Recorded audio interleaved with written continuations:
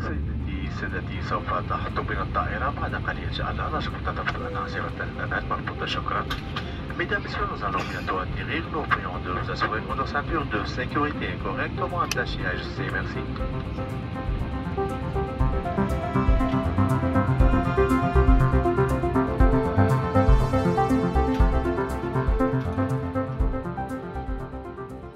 Je m'appelle Joke Quintens. La commande c'est proposée par un collectif à Marseille qui s'appelle À nous les toits. Et comme le mot le dit déjà, on veut développer une envie à Marseille pour un droit au ciel pour tous et pas que pour le 1%. Comme c'est la réalité aujourd'hui à Marseille. C'est très chouette d'avoir des rooftops, restaurants et bars, mais c'est certainement pas pour tout le monde. Donc, À nous les toits veut vraiment rechercher les usages les possibles pour tout le monde, comment on peut diversifier les usages, comment on peut développer les toits à Marseille. Et pour ça, nous sommes ici à Tunis pour apprendre de l'autre rive de la Méditerranée, parce que nous pensons que là, il y a beaucoup d'inspiration à capter. Ça, c'est un peu la mission pour les étudiants.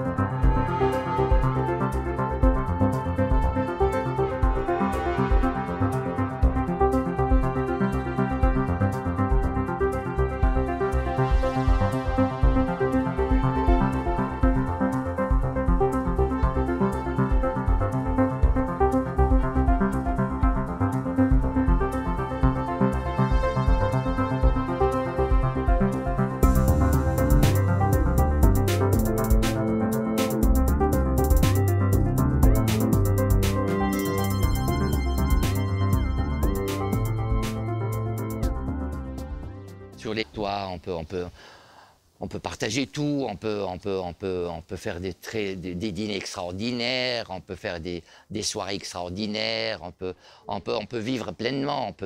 Moi, mes fils et mes filles, chaque fois qu'ils ont l'occasion, ils se ramassent 30, 20, et puis ils font des soirées extraordinaires, très limitées, entre amis. Et vraiment, ils passent des moments absolument agréables.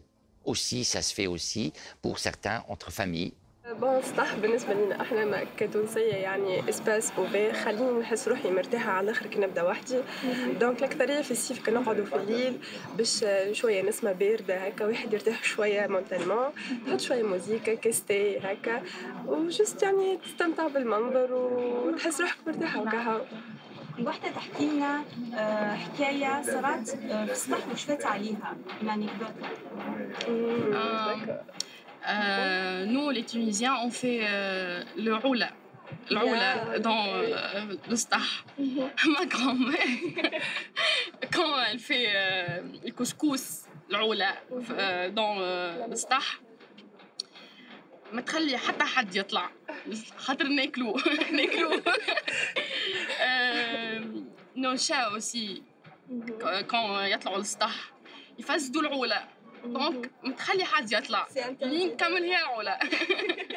نقدوا العولة في وسط الدار، نخرجوا في الصيف نحطوا طاولة كراسي نشربوا قهاوي، نعملوا برشا حاجات كهو العولة نتاعنا، الحوايجنا ننشروهم، نغسلوا الفراش وكل في وسط الدار بالقصاع نتاعنا نتاع بكري كهو هذاك هي في وسط الدار.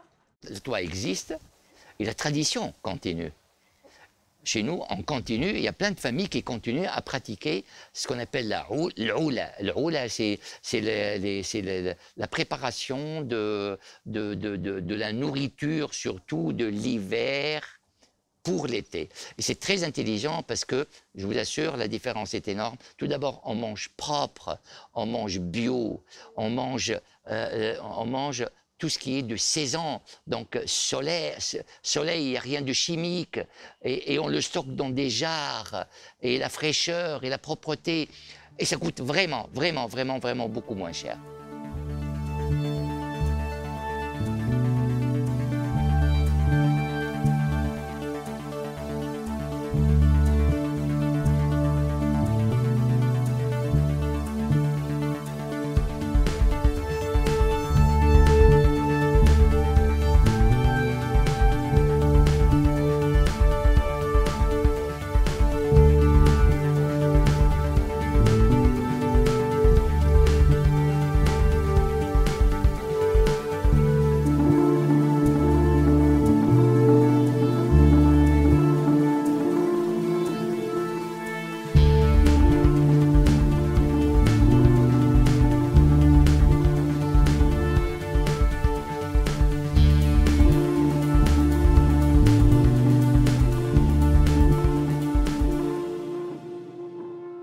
fait, les toits, ici, si t'es, comment je vais dire, si t'es criminel, t'as un groupe de bandits avec toi, tu peux faire ce que tu veux dans le toit. Et personne ne peut te parler.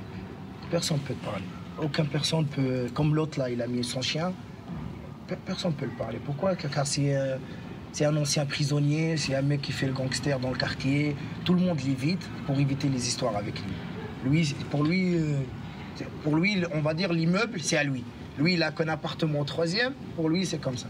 C'est pour ça, nous, on demande ici dans le quartier, je sais pas, c'est un gardien, ou même le commissariat, je sais pas moi, de venir des fois faire un tour, je sais pas moi, la mairie du quartier, là. Au fur et à mesure aussi des pratiques de ces espaces-là, on découvre que aussi les toits, c'est des endroits, par exemple, de fuite pour certaines communautés. Il y a des communautés dans la Médina de Tunis pour échapper à une répression, pour échapper à un danger, pour échapper voilà, soit une forme de censure ou un danger quelconque. Là, c'est aussi un échappatoire, un moyen de sortir et d'un endroit à un autre, enfin d'un toit à un autre, de pouvoir trouver aussi son chemin. Donc, comment ces communautés-là aussi réfléchissent et pratiquent les toits, c'est intéressant à les comprendre. Et c'est tout là, après pour les enfants pour jouer et pour boire de l'alcool le week-end ou fumer le shit, comme c'est interdit de fumer le joint dans la rue en bled, alors les gens ils l'utilisent pour ça. Et ça t'est déjà arrivé de te faire choper sur un toit en train de fumer? Combien de fois à l'époque il nous a attaqué, combien de fois, mais on court, on s'échappe. Là tu vois, si on dépasse ça, c'est l'autre immeuble. Okay. Si on monte ça, c'est l'autre immeuble. Et c'est comme ça. Vous faites ça. Après on se cache chez les voisines ou ouais, on s'échappe toujours. Dieu merci. Les toits, c'est aussi un espace politique et historique. Si je le ramène par exemple à une réalité historique beaucoup plus proche, notamment la révolution tunisienne, on peut observer aussi le toit comme espace d'où émane le danger. Il y avait beaucoup, alors mythe ou réalité, mais on pensait après la révolution, que c'était tout de suite après que c'était aussi des espaces où les snipers par exemple se positionnaient et donc et qui pouvaient voilà et donc il y avait un danger qui arrivait de ces espaces là. C'est aussi un espace qui guette la rue.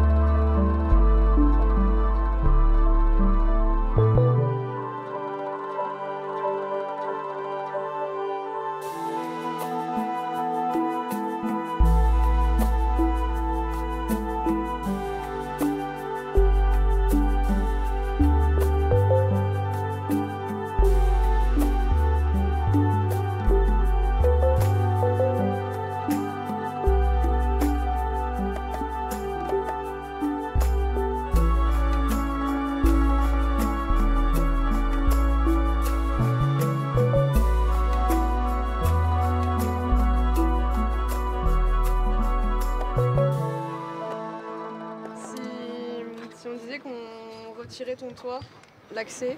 Bah, je serais tout nu. Okay. Ah ouais, je serais tout nu. Je forcerais tous les immeubles, hein. Toutes les portes, si on faisait. Il faut que je reste ici. Moi, c'est dès que ça fait 3 ans là, dès que j'ai atterri et je descends à l'aéroport, c'est direct, j'y vais là. Je prends mon plaisir ici. C'est la vue. Même je m'installe même pas là. C'est comme le petit là. Je monte, je fais monter une chaise, ma petite chicha, une petite glacière, et tranquille, je reste calé. Ouais. Je peux rester même toute la soirée ici. Je mate un petit peu le paysage, je me calme un peu, je me lance dans les idées. Je m'organise. Mais je fais un petit check vers le passé ici. J'ai un projet que j'aimerais bien que ça se réalise. C'était un petit peu un petit peu des soirées de Kant sur les toits. J'en ai parlé depuis au moins 20 ans. Au moins, je disais, il faudrait absolument faire des soirées de Kant. Et là, si on peut faire plein de soirées de Kant et faire carrément festival de soirées de Kant sur les toits de la Médina. Ça peut être joli.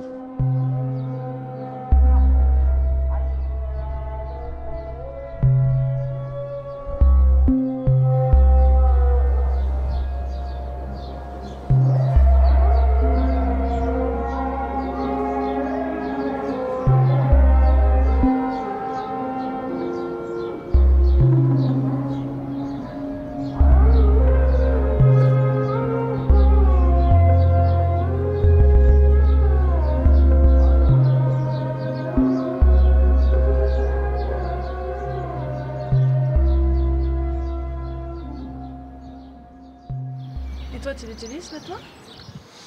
Avant, je l'utilisais pour une élevage des poules. Ah oui.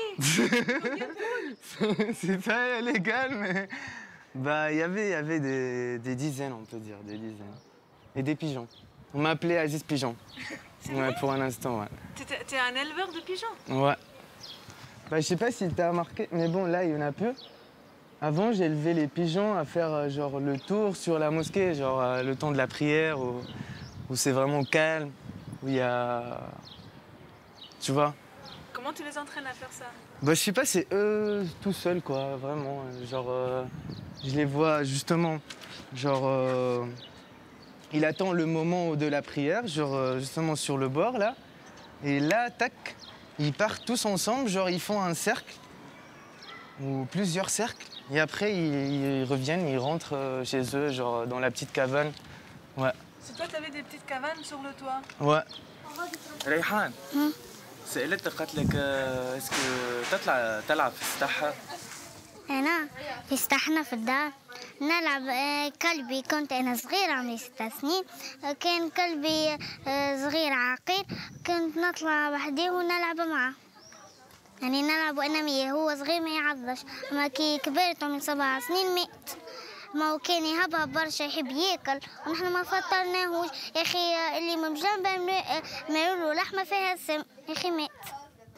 دعمت وزاد ما هو تبني داري وما عادش نطلع، كي تكمل تبني داري باش نقعد نلعب في السطح، خاطر ريحة كلبي هادي تعجبني. لهنا لعبنا لهنا الغميضة، وعندها كي كنا لهنا نلعب معناتها انا وادم وقت عرفته وقت كي جيت هو وقته كي كنا نلعبوا لهنا في الغميضة. فهم مرة معناتها كانوا هما يهبطوا وانا كنت نخاف من الدروج كي نطلع طلعني بابا، كنت نخاف نقول لهم ليه ونبدا نبكي نعيط اطلعوا لهنا ونخاف. ومرة معناتها ادم وقتها تما كبير باهي نجم هذا طليته كامل الوطة توجعت ترهبت قال لي ما تطلش، قلت له قعدنا نلعبوا غاديك هنا في الغبيضة وضبيته كان زنا العاب. حابين نعملوا العاب لهنا مثل كيف الزحليقه ونعملوا مثل فرش يطيح عليها باش يصيروا شيء. عملنا باش نعملوا دراجه حمل ترامبولين زاده. كي جبنا معناتها الوحدين كيف ما كنا عندنا في جنينه هذيك كانت موجودين الترامبولين والالعاب. Si je fais un petit récap dans ce que je faisais ici, c'est on va dire de 0 à 12 ans, donc que des petites conneries comme je t'ai dit tout à l'heure. Donc on montait sur les toits, on cassait un petit peu les têtes des paraboles, donc tout ça. C'est que des petites conneries. فكرة البيسين خممت فيها وحدي، لا قلت لحد لا مالك لا أمي لا بابا.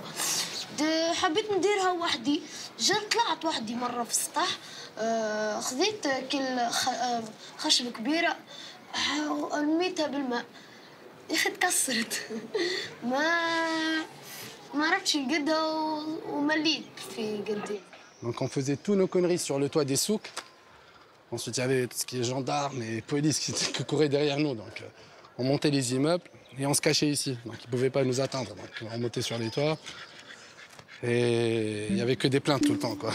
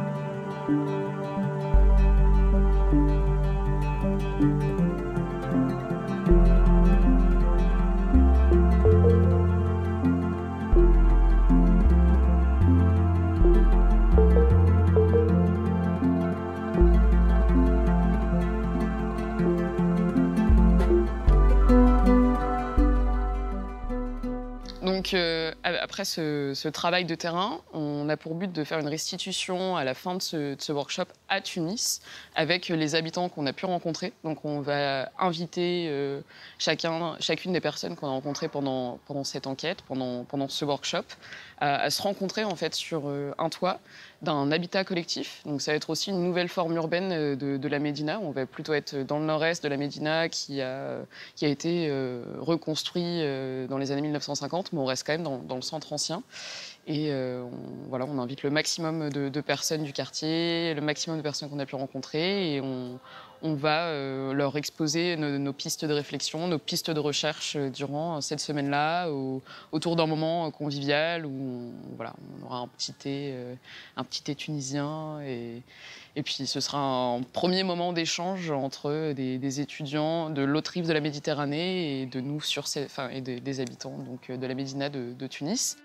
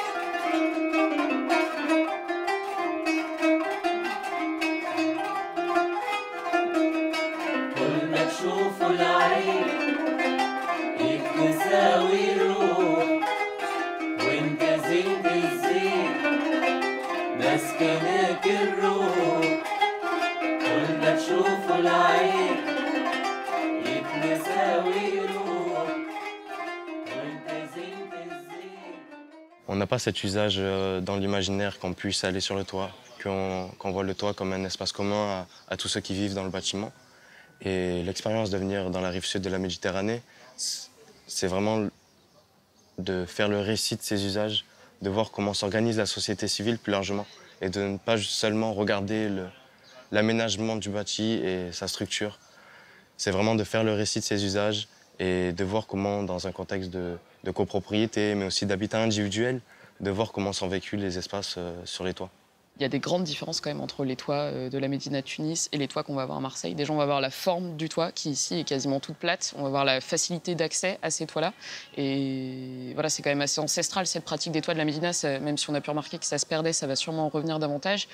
Et nous, à Marseille, ça va être essayer de développer ça. Et bon, on va sûrement faire face à tout plein d'obstacles parce qu'il y a bien plus de réglementation en France, d'accessibilité qui va être beaucoup plus contraignante, de propriété qui est sûrement aussi plus importante qu'ici. Donc voilà, après les espoirs de ce workshop, ça va être de comprendre vraiment l'essence même de ces toits et puis d'essayer d'en tirer les avantages et de continuer avec cette démarche, d'essayer de promouvoir finalement cette façade qui, aujourd'hui, on manque d'espace, on a chaud dans les rues, on a envie de respirer, on a envie de prendre de la hauteur, on a envie de voir la mer, on a envie de voir le ciel, on a envie de voir les étoiles.